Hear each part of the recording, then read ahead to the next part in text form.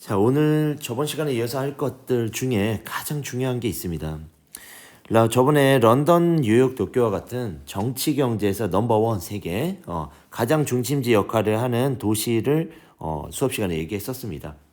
그걸 일명 세계도시라 했고, 이 세계도시는 네트워크, 연결되어 있다 이렇게 얘기한 적이 있습니다. 이런 도시들을 가보면 최첨단의 교통통신체계, 지하철이라든가 다양한 통신체계를 가지고 있고, 그리고 제일 중요한 게 여기에요. 지금 포인트. 왜 여러분들이 직접 느끼지 못하는 거. 회계는 우리나라 로펌 같은 회계는 이제 회계사 전문 기업 전문 회계사. 법률은 이제 로펌. 광고는 전문 광고 회사들이 등장하기 시작하는 거죠. 누구를 위해서? 생산자 서비스.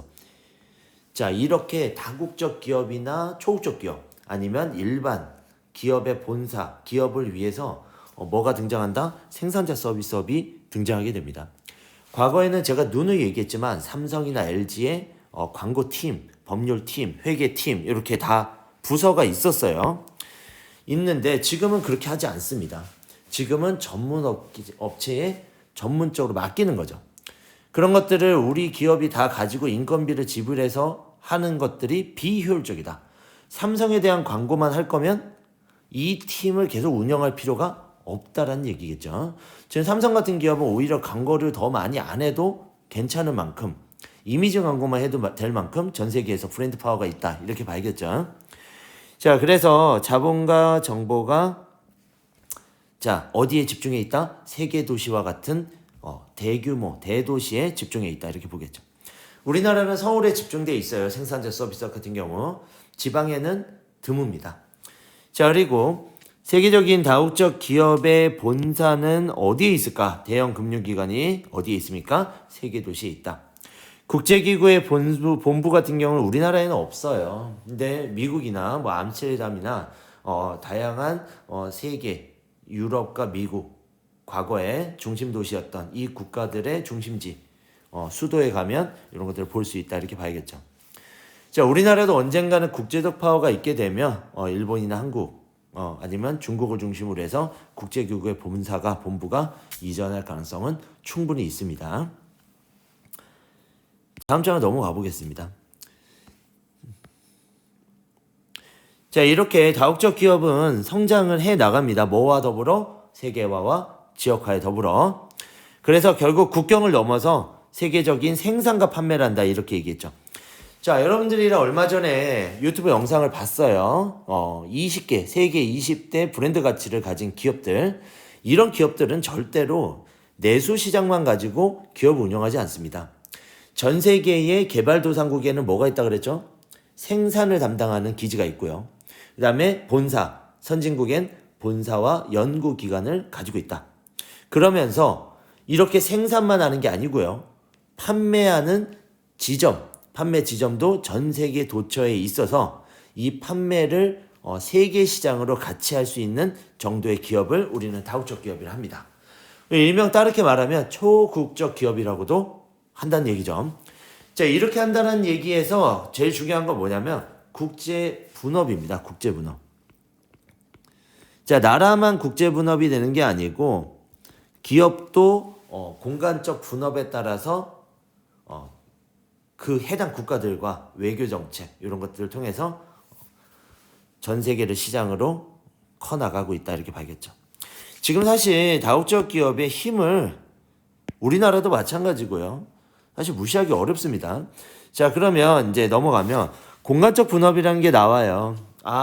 우리나라도 얼마 전에 일본이랑 외교가 틀어졌습니다. 그리고 중국과 미국도 외교가 틀어졌죠. 이런 틀어지는 부분에서 공간적 분업을 하고 있던 기업들, 일본 기업과 한국 기업 간에 외교 마찰이 생기게 되죠. 이럴 때 문제가 생길 수 있습니다. 그렇지만 대부분은 일본이 잘하는 거, 우리나라가 잘하는 거. 자, 얼마 전은 아니지만 제가 10년 전에 공부를 할 때 박사 선생님이 논문을 쓸 때 어떤 글을 좀 읽은 적이 있어요. 거기에 뭐라고 돼 있었냐면 현대자동차에서 부품업체, 현대자동차의 부품을 납부하는 업체에 뭐라고 돼 있냐면요. 일본의 모 기업에 가서 기술력을 이전해서 와라. 이 기술력이 없으면 너와 거래를 할 수 없다. 이렇게 나오더라고요. 그래서 이런 거죠. 기업과 기업 간의 어떤 품질 향상을 위해서는 쌍생이 필요하다. 현대가 모든 걸 개발할 수는 없다라고 보는 거겠죠. 그래서 이런 것들이 연결돼 가는 거죠. 이런 것도 국가 간의 공간적 분업, 기업 간의 공간적 분업이 되겠다. 그리고 여기서 말하는 것 중에 가장 큰 건 다국적 기업 같은 경우는 전 세계의 공간을 나누어서 분업하고 있다 이렇게 보는 겁니다. 그래서 아까는 쭉 제가 얘기했던 그 부분이고요. 무역 장벽을 극복하기 위해 이거 수업 시간에 했는데 이게 뭐냐면 장벽을 극복하기 위해 선진국에 세우기도 한다. 이 뜻은 방금 말한 전에 수업 시간에 말했던 대로 자 미국에 가면 미국에서 최근 들어가지고는 어떤 품목은 FTA의 결과가 아닌 품목들은 관세를 매겨서 들어옵니다. 미국 시장으로. 그럼 경쟁력이 떨어지겠죠. 사실 우리나라 자체가. 그래서 저 미국 가서 미국 안에서 개발하면 안 되겠습니까? 그러면 허가해 주는 경우가 있습니다. 왜? 미국 안에 있는 노동자들의 일자리도 확보할 수 있고요. 자유시장의 이런 상품의 경쟁력을 활보해 줌으로써 훨씬 더 미국도 이득을 취할 수 있는 것들이 많다. 왜? 일자리 제공은 상당히 큰 메리트가 있는 정책 결정입니다. 그래서 이런 것들을 우리 하게 된다. 동시에 이제 협력적 네트워크를 통해서 우리가 지구촌 세계화가 계속적으로 흘러나가는 경우가 생깁니다. 자, 또 아까 처음에 얘기했던 대로 우리 문화교류죠. 우리가 지금 한류라고 하는 것들이 좀 퍼지고 있는데 역시나 우리나라도 한류가 퍼지는 것보다 우리나라가 외국으로부터 받는 게 아직까지는 더 많다 이렇게 봐야겠죠. 그래서 쭉 뒤로 넘어가면 자 이런 게 나옵니다. 자 보편적 가치라는 게 나오는데요.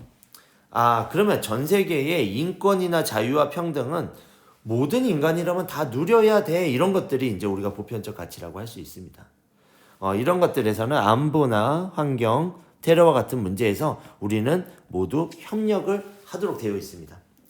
자, 미국이 아니면 영국이 프랑스가 우리나라를 돕거나 아니면 우리를 협력하듯이 우리나라도 그들의 문제가 발생했을 때 우리는 협력할 수밖에 없다. 또한 전 세계가 어떤 큰 문제가 생겼을 때 이번 코로나 사태처럼 우리 협력하는 것을 당연하다라는 것을 보편적 가치로 얘기하고 있습니다. 그럼 여기까지 수업을 하면 중요한 부분들은 한 거예요.